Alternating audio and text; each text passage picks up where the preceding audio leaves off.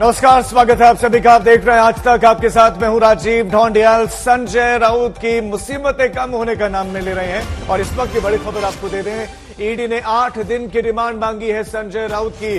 Court में पेशी हुई है संजय राउत की। इस वक्त कोर्ट में मौजूद है संजय राउत, शिवसेना के फायर ब्रांड नेता। संजय राउत की 8 दिन की रिमांड मांगी गई है। 8 दिन की रिमांड और पात्रा चावल घोटाले के मामले में राउत की कोर्ट में पेशी हुई है। इस वक्त की बड़ी खबर और रिमांड मांगी गई है 8 दिन की। क्या 8 दिन की रिमांड दी जाए, लेकिन क्या 8 दिन की रिमांड मिलती है या फिर नहीं, इसके लिए थोड़ा सा इंतजार करना होगा। फैसला भी आ सकता है, कुछ वक्त के बाद फैसला भी आ जाएगा। और संजय राउत की अभी कोर्ट में पेशी हुई है, अभी वो कोर्ट में मौजूद हैं और ईडी ने मांग की है 8 दिन की रिमांड की। ईडी का कहना है कि ईडी का जो दावा है, उनके पास पर्याप्त सबूत हैं, उनके पास पर्याप्त ट्रांजैक्शन डिटेल्स हैं। और कोर्टरूम के बाहर इस वक्त हमारे संवाददाता दिवेश मौजूद हैं, वो हमारे साथ लाइव जुड़ गए हैं। दिवेश, ईडी ने क्या क्या मांग की है, क्या डिमांड की है और क्या इस वक्त चल रहा है, क्या क्या अपडेट भीतर से आपको मिल रहा है, बताएं।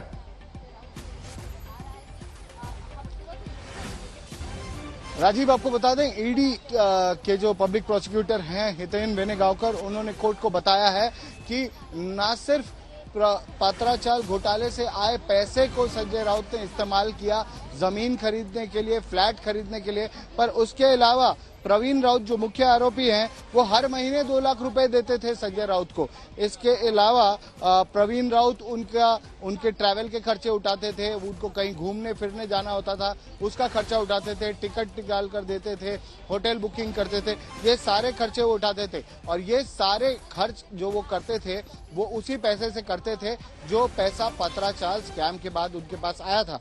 इसके अलावा वेनेगांवकर ने ये भी कहा कि ये बहुत ही सीरियस केस है, जो जितना भी एविडेंस अभी तक मिला है वो बहुत सीरियस है। और सबसे अहम बात इसमें ये तक कहा गया कि संजय राउत जो विटनेस हैं एनफोर्समेंट डायरेक्टरेट के, उनको धमकाने की कोशिश कर रहे थे।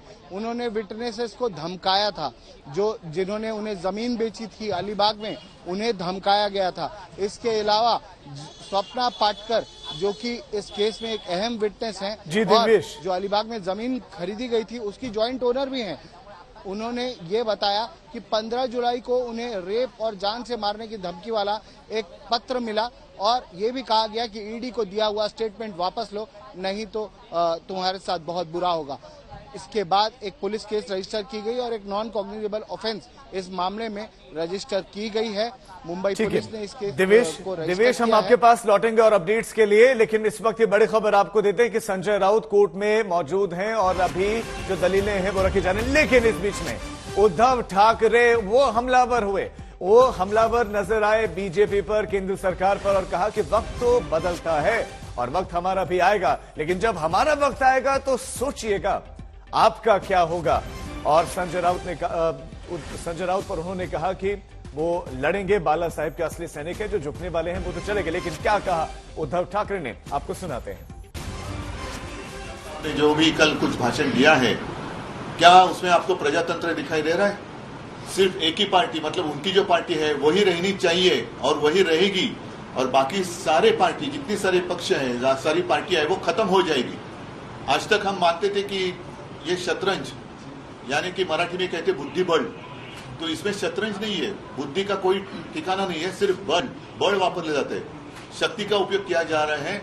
और अगर ऐसे ही आपका तरीका होगा तो मैं यही कहना चाहता हूं, जमाना एक रहता नहीं, सारे लोगों के लिए दिन जो रहते बदलते रहते हैं, अच्छे दिन बुरे दिन। अच्छे दिन कब आएंगे वो बात अलग थी, लेकिन ऐसे लोगों के बुरे दिन तो जरूर आते हैं। और आप जैसे बर्ताव उस वक्त अन्य लोगों के साथ करते हो, शायद उससे बुरा बर्ताव उस वक्त जनता आपके साथ कर सकती है। तो मेरी विनती है कि जो भी विचार अगर आपके पास है, सोच आपके पास है, जनता के सामने आइए। हमारी सोच जो भी है हम जनता के सामने रख रहे हैं, आप भी सोच रखिए और जनता के ऊपर फैसला छोड़ दो। जिसको प्रजातंत्र कहते हैं, जरा मतलब पूर्ण तरीके से उसे प्रजातंत्र कहते हैं।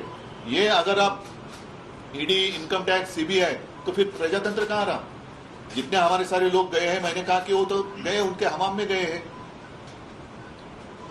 हैं, वो आप वो मजा ले रहे, लेने दो, लेकिन जब पानी बंद हो जाएगा तो क्या करेंगे? आपने हिटलर का एक एग्जाम्पल मेरे पिताजी ने दिया था, क्योंकि मेरे पिताजी आप सारे जानते हो कि वो तो शिवसेना प्रमुख, हिंदू हृदय सम्राट, एक ही हिंदू हृदय सम्राट आज तक जो हुए वो है, और साथ ही साथ उनकी करियर की शुरुआत वो व्यंग्य चित्रकार थे, कार्टूनिस्ट। और डेविड लो ब्रिटेन के कार्टूनिस्ट है जो ओरिजिनल न्यूजीलैंड से आए हुए थे, उनको अपना गुरु मानते थे।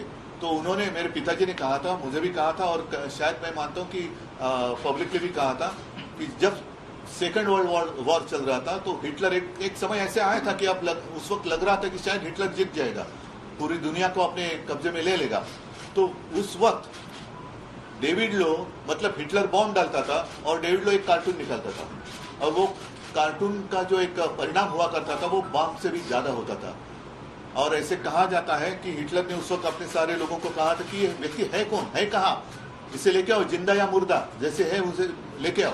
तो यही होती है जो तानाशाही की बात होती है, जब सारे लोग अपने गुलाम होते हैं तो कुछ दिन के लिए जब तक उनका उपयोग आपके लिए होता है तब तक वो गुलाम अच्छे लगते हैं, बाद में गुलाम जब उनका उपयोग नहीं रहता है। तो मुझे संजय राउत पर अभिमान है, और बाला साहब का असली सैनिक सिर्फ वो पिक्चर देखने के लिए, ठीक है पुष्पा झुकेगा नहीं, लेकिन झुका नहीं, जो झुकने वाले थे वो हमाम में चले गए।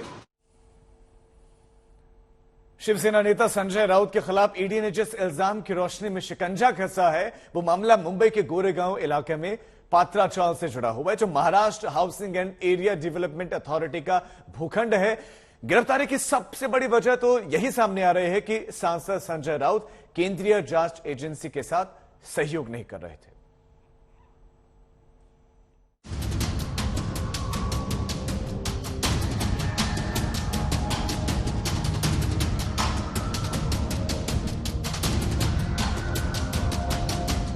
प्रवर्तन निदेशालय ईडी ने आखिरकार संजय राउत पर शिकंजा कस ही लिया।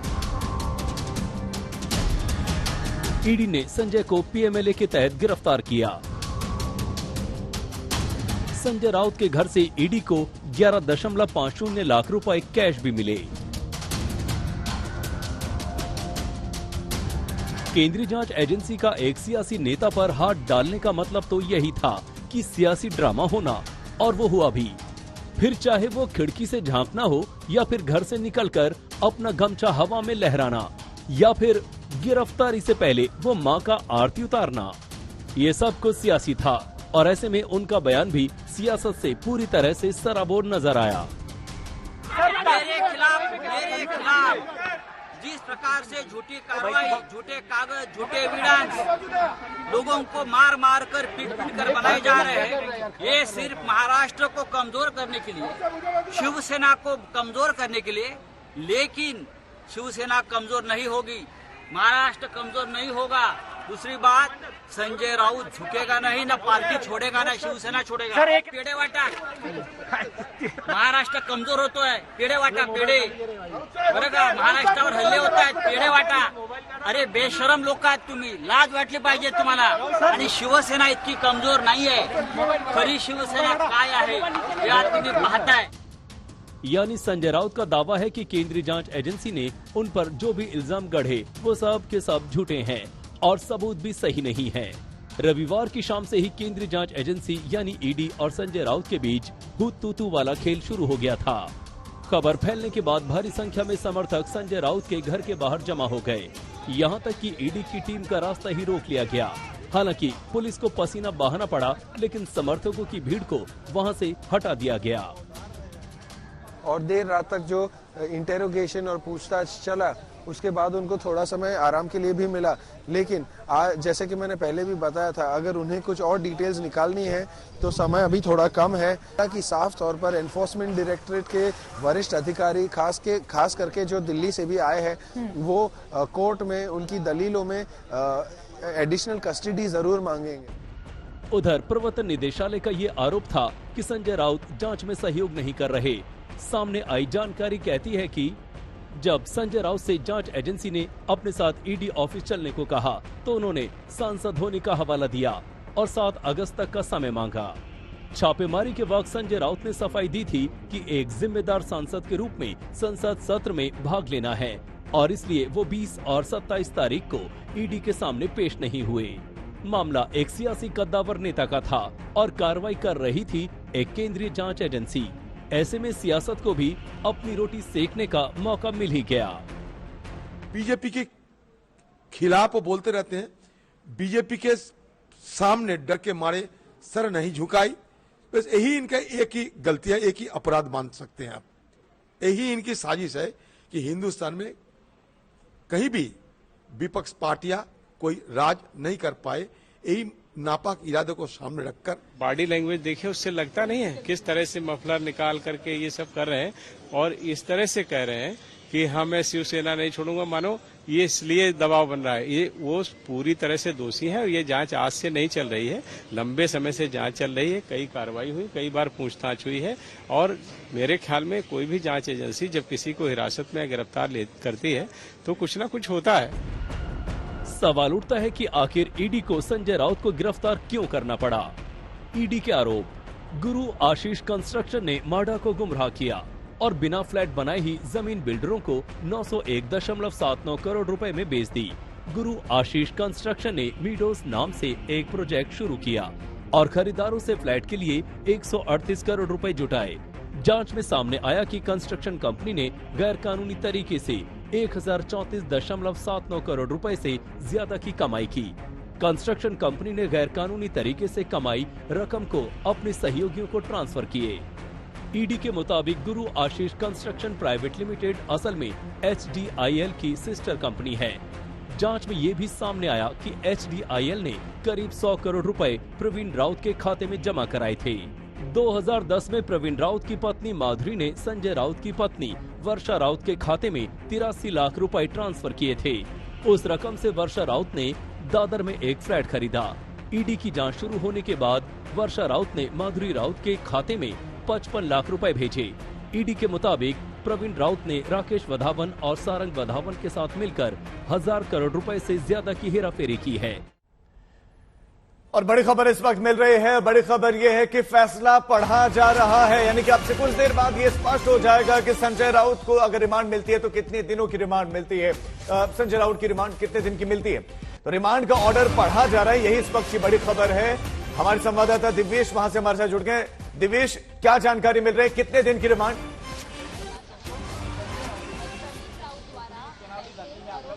जी, अभी तक जज ने ये नहीं बताया है कि कितने दिन की रिमांड दे रहे हैं, पर ऑर्डर डिक्टेट करना उन्होंने शुरू कर दिया है। जो भी आरोप ईडी ने लगाए थे संजय राउत पर, उन आरोपों को मेंशन कर रहे हैं उस अपने ऑर्डर में। और इसके अलावा जो भी आर्ग्यूमेंट्स अशोक मुंदरगी, जो कि संजय राउत के वकील हैं, उन्होंने किए थे, वो ऑर्डर में मेंशन कर रहे हैं कि किस तरीके से अशोक मुंदरगी ने कहा था कि जो भी एलिगेशन संजय राउत पर लगाया गया है वो बहुत ही वेग है। उसे खारिज करते हुए ये कहा था कि इसमें कोई भी तथ्य नहीं है, ऐसा अशोक मुंदरगी का कहना था। पर अब ऑर्डर दिया जा रहा है। इसमें यह भी कहा गया था कि देर रात तक अशोक मुंदरगी, जो कि संजय राउत के वकील हैं, उन्होंने कहा कि उन्हें स्टेंट्स लगे हुए हैं और इसीलिए देर रात तक उनसे पूछताछ ना की जाए, क्योंकि उससे स्ट्रेस निर्माण होता है। तब जो ईडी के वकील हैं उन्होंने कहा कि हाँ ठीक, हम 10 बजे तक पूछताछ करेंगे, उसके बाद पूछताछ नहीं करेंगे।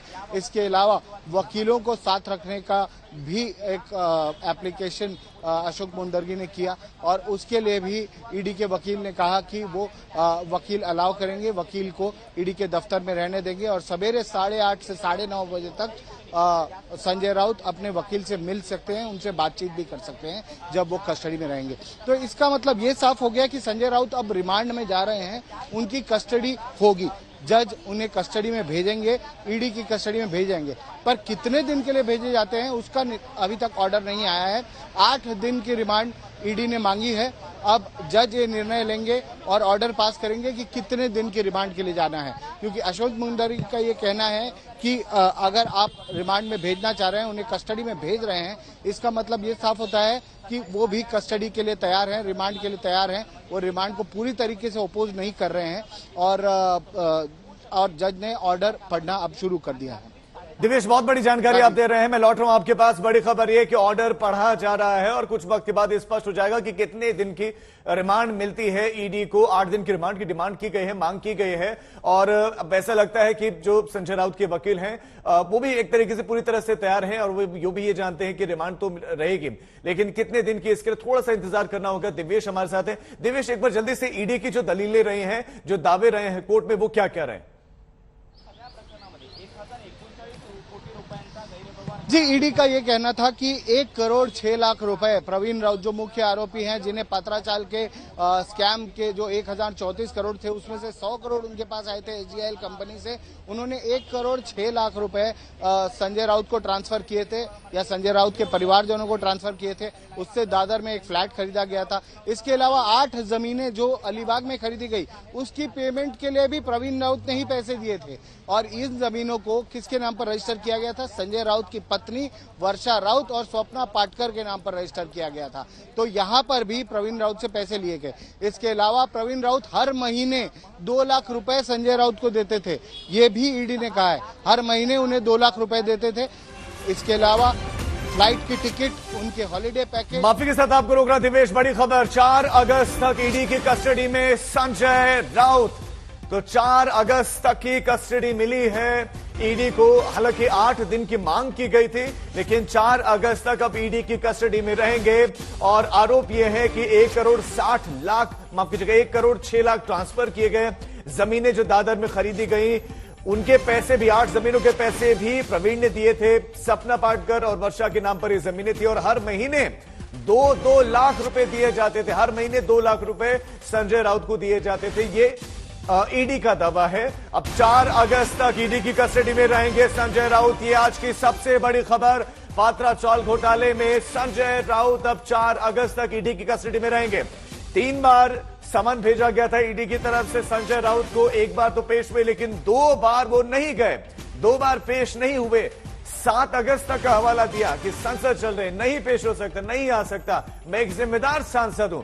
लेकिन उसके बाद ईडी की टीम घर पर पहुंच गई, तकरीबन 9 घंटे घर पर बिताने के बाद। लेकिन अब बड़ी खबर, दिवेश हमारे साथ है। दिवेश, 8 दिन की तो नहीं, लेकिन 4 अगस्त तक की रिमांड मिल गई है ईडी को। जी बिल्कुल, 4 अगस्त तक की रिमांड में संजय राउत को भेजा गया है। 4 अगस्त तक ईडी की कस्टडी में रहेंगे। उसके बाद संजय राउत को फिर से कोर्ट में पेश किया जाएगा। हो सकता है ईडी फिर से उनकी रिमांड मांगे, फिर से उनकी कस्टडी मांगे, पर अभी उन्हें 4 दिन ईडी की कस्टडी में, ईडी के दफ्तर में रहना होगा, जहां पर रोज उनसे पूछताछ होगी, उनसे सवाल जवाब किए जाएंगे। जिस तरीके से भी वो पैसा ले रहे थे, ये पैसा क्यों ले रहे थे? प्रवीण राउत संजय राउत को पैसा क्यों दे रहे थे? सबसे अहम सवाल, प्रवीण राउत संजय राउत को क्यों पैसा दे रहे थे? प्रवीण राउत पत्राचाल के मुख्य आरोपी हैं। उन्होंने पत्राचाल की जो जमीन थी उसका एफएसआई 1034 करोड़ रुपए में 8 बिल्डर्स को बेच दिया। उसमें से उन्हें 100 करोड़ रुपए मिले, बाकी अन्य डायरेक्टर्स को मिले। और उस पैसे में से काफी पैसे उन्होंने संजय राउत और उनके परिवारजनों को दिए। उसका उन्होंने उनके लिए, संजय राउत के लिए 8 जमीनें खरीदी अलीबाग में। उन्होंने पैसा दिया ताकि संजय राउत और उनकी पत्नी दादर में फ्लैट खरीद सके। और इसके अलावा 2 लाख रुपए हर महीने दे रहे थे। ये सारा पैसा क्यों दे रहे थे? ये सारे सवाल ईडी के अफसर अब संजय राउत से पूछेंगे। ये सब कुछ इन्वेस्टिगेशन में निष्पन्न हुआ है, ये सब कुछ इन्वेस्टिगेशन में बाहर आया है। और अब ईडी के अफसर इन सवालों के जवाब संजय राउत से पूछेंगे जब वो कस्टडी में रहेंगे। 4 दिन बड़ा तक सवाल यह है कि ये जो ट्रांजैक्शंस हुए हैं, क्या उन ट्रांजैक्शंस की डिटेल्स रखी गई हैं? पहला, और दूसरा, इस पर जो संजय राउत के वकील थे उनकी दलील क्या थी? पैसा क्यों दिया जा रहा था प्रवीण की तरफ से संजय राउत को?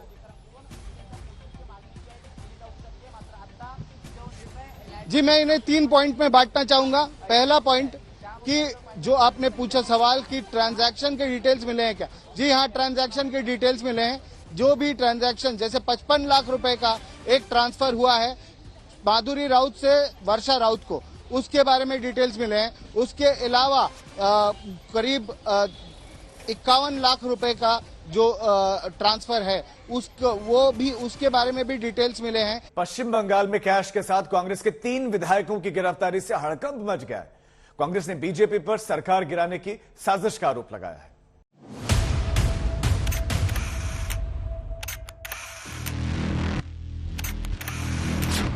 कैश कांड से झारखंड में सियासी हड़कंप।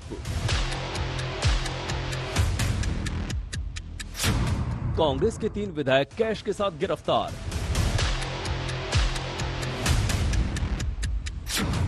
झारखंड में सोरेन सरकार गिराने की थी साजिश। नोटों की ये गड्डियां झारखंड के 3 विधायकों की गाड़ी से मिली हैं। हावड़ा पुलिस के मुताबिक सटीक सूचना पर कार्रवाई करते हुए पुलिस ने शनिवार शाम पश्चिम बंगाल के रानीहाटी में NH 16 पर एक SUV को रोका था। SUV से कुल 49 लाख कैश की बरामदगी हुई। कैश के साथ SUV पर झारखंड के 3 कांग्रेसी विधायक थे। जब इन बड़ी मात्रा में कैश के बारे में उनसे पूछा गया तो उन्होंने कहा कि आदिवासी महिलाओं के बीच बांटने के लिए वो साड़ी खरीदने आए हैं। पुलिस उनके जवाब से संतुष्ट नहीं हुई और ड्राइवर और एक अन्य शख्स के साथ उन्हें गिरफ्तार कर लिया। गिरफ्तार विधायकों के नाम हैं इरफान अंसारी, राजेश कच्छप और नमन बिक्सल कोंगाड़ी। एर मध्य 3টে MLA আছে যারা ঝাড়খণ্ডের MLA আছে আর এখানে আমরা কিন্তু প্রচুর প্রমাণে টাকাটা পেয়েছি। ওটা নিশ্চয়ই এত অ্যামাউন্ট আছে কি আমাদেরকে কাউন্টিং মেশিনকে আমরা অ্যারেঞ্জ করছি যাতে কি আমরা ওটাকে কাউন্ট করতে পারি, তারপরে আপনাদেরকে জানানো হবে কত কি অ্যামাউন্ট। अब इस मामले की जांच हावड़ा पुलिस के हाथ से पश्चिम बंगाल CID ने ली है। कांग्रेस विधायकों की गिरफ्तारी के बाद सियासी घमासान शुरू हो गया है। कांग्रेस ने आरोप लगाया है कि झारखंड की हेमंत सोरेन सरकार को गिराने के लिए ये ऑपरेशन लोटस की कड़ी है। कुछ लोगों को मजबूर किया जाता है, कुछ लोगों को लालच दी जाती है, कुछ लोगों को कुछ पद और अन्य अधिकारियों का सपना दिखाया जाता है। तो इसके चलते हुए ये पहली नहीं है। आपने देखा मध्य प्रदेश में क्या हुआ, गोवा में क्या हुआ, कर्नाटक में क्या हुआ, अरुणाचल में क्या हुआ, मणिपुर में क्या हुआ, राजस्थान में क्या कोशिश उनने की। तो हर तरीके से उनकी कोशिश शुरू है। इस मामले को लेकर बेरमो से कांग्रेस विधायक अनूप सिंह ने रांची के अरगोड़ा थाने में एक FIR दर्ज कराई है, जिसमें कहा गया है कि पकड़े गए विधायक उन्हें गुवाहाटी चलने और असम के CM हिमंता बिस्वा शर्मा से मिलने की पेशकश कर रहे थे। उन्हें 10 करोड़ कैश और मंत्री पद का ऑफर दिया गया था। हमारे विधायक अनूप सिंह जी ने शिकायत की है थाने में। उसे ये प्रतीत होता है कि सभी विधायकों से भारतीय जनता पार्टी के नेता संपर्क कर रहे थे और कुछ विधायकों को उन्होंने ट्रैप करने का भी कोशिश किया है। हम समझते हैं कि इससे घिनौनी हरकत कोई नहीं हो सकती है। गिरफ्तार विधायकों को 10 दिन की पुलिस रिमांड में भेज दिया गया है। आरोप प्रत्यारोप का दौर जारी है। कैश का सच क्या है, अब इन विधायकों को बताना है। कोलकाता से अनुपम मिश्रा और रांची से सत्यजीत के साथ मिलन शर्मा, दिल्ली, आज तक।